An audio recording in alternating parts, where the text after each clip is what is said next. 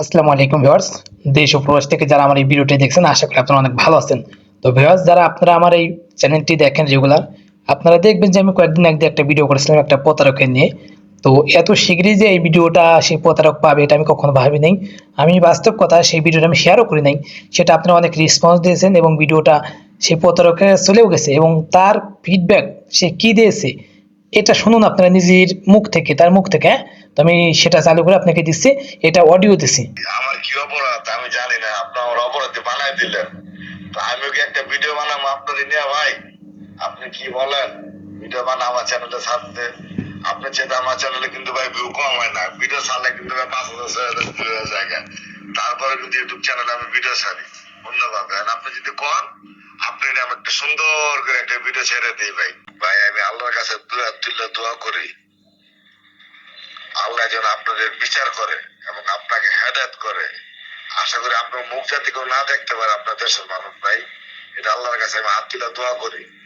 আর আপনি পরের ক্ষতি করতেছেন, আপনার ক্ষতি উপর আল্লাহ করবো ভাই, এটা লেখা রাখেন চাতাকা কোথায়, ঠিক আছে? কারণ আমি কোনো অভিশাপ দিই না।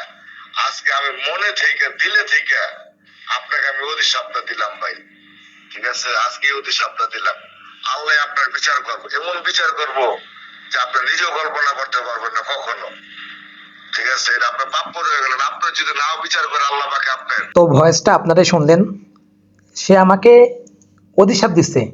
এখন আমার এখানে হাসি পাচ্ছে, ধরেন যে আপনি সিটারি করলেন, বরং আপনি আমাকে অভিশাপ দিচ্ছেন। তো আপনি অধিশাপ দেন ভাই, আপনার যত মন চায় অধিশাপ দেন। আমি যদি কোনো অপরাধ করে থাকি, আমি যদি আপনার টাকা মেরে খেয়ে থাকি, তাহলে অবশ্যই আমার ক্ষতি হবে। কিন্তু আপনার সন্তানের মাথা রেখে আপনি বলতে পারবেন যে না, আপনি আমার টাকা খান নাই? আপনি বলতে পারবেন এটা? আর আপনি একটা না, আপনি 100 চ্যানেলে আপনি ভিডিও আপলোড করেন, আমার কোনো যায় আসে না, কারণটাকে আমি সিটারি করি নাই। আর যদি কেউ দেখাইতে পারে যে আমি কারোর সাথে সিটারি করেছি, আমি তাকে 1 লক্ষ টাকা পুরস্কার দিব।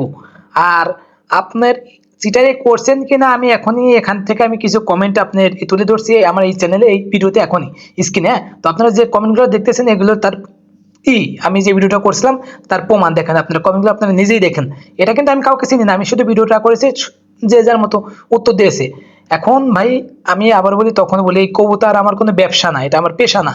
আমি শখ করে কবুতর পালন করছিলাম। আমি আপনাকে এমনভাবে বলছিলাম যে ভাই, আমি কিন্তু কবুতর সেক্টরে কিছু বুঝি না, আপনি যদি 100 টাকা জোড়া বেশিও লাগে আপনি আমাকে ভালো কবুতর দিবেন।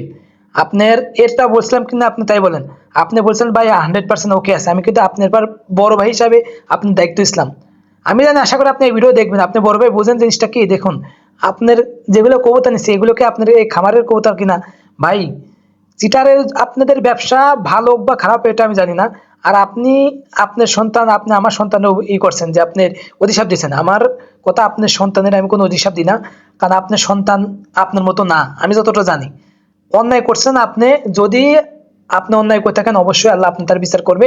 এবং আমি অন্যায় করে থাকলে আমি যেন আপনার কথা ঠিক জানেন বিদেশে বাংলাদেশ না যেতে পারি।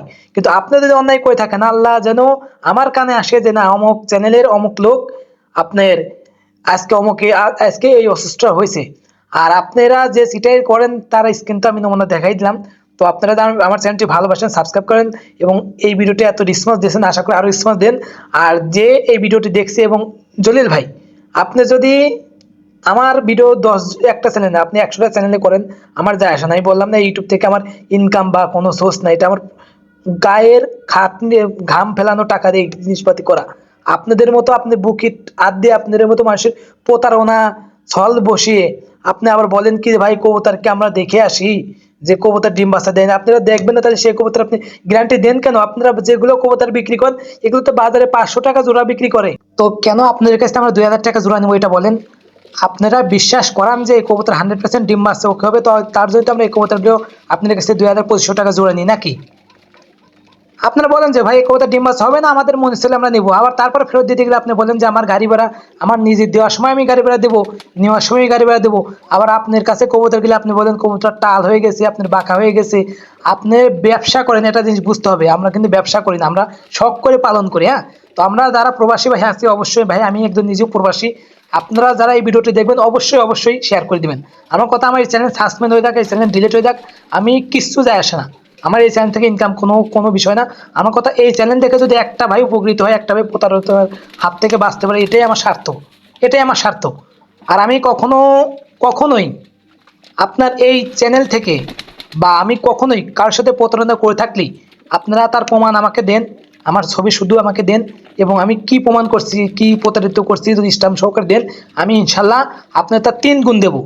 কিন্তু এই জলিলে বলেন যে আমি না, আমার সাথে আরও এই যে যারা আমার কমেন্ট করছে তাদের আরও অনেকেই ভাই, অনেকেই ওরা কী করে জানেন, আপনি যেগুলো কমেন্ট করবেন আপনি যখন প্রতারিত হবেন আপনার কমেন্ট ওরা হাইড করে দিবে, মানে আপনার কমেন্ট দেখতে পারবেন না।